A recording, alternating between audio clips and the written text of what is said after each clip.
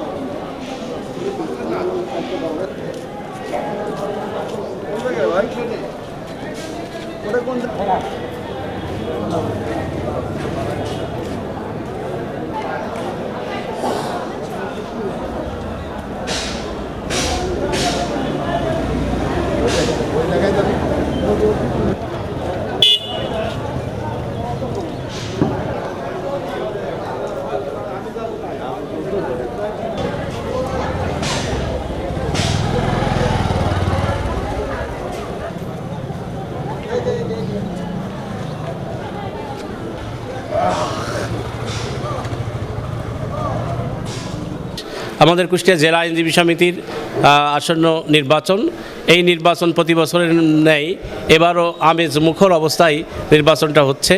আমার জানা মতে আইন শৃঙ্খলা থেকে শুরু করে এখানে অন্য কোনো রকম ঝই ঝামেলা এখনও পর্যন্ত নাই। আমি ব্যক্তিগতভাবে নির্বাচনের বিষয়ে শতভাগ বিশ্বাসী যে আমি ইনশাআল্লাহ এবারের নির্বাচনে সভাপতি পদে নির্বাচনে জয়লাভ করব বলে আমি ব্যক্তিগতভাবে বিশ্বাস করি।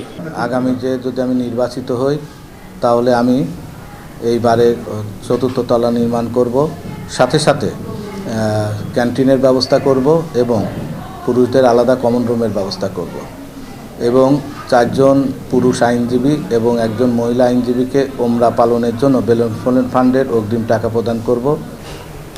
কুষ্টিয়া জেলা আইনজীবী সমিতি কার্যনির্বাহী পরিষদের নির্বাচন 2026 এবং 27-এ কোষাধ্যক্ষ পদে আমি অ্যাডভোকেট সাজ্জাদ হোসেন সেনা পদপ্রার্থী। আগামী 26শে ফেব্রুয়ারি সকাল 9টা থেকে বিকাল 4টা পর্যন্ত ভোট অনুষ্ঠিত হবে এবং বর্তমান পরিস্থিতিতে যেটা মনে হয় যে আড়ম্বরপূর্ণ পরিবেশে ভোট অনুষ্ঠিত হচ্ছে। এখানে আমি কোষাধ্যক্ষ পদে আরও 3 জন প্রতিদ্বন্দ্বিতা করছে।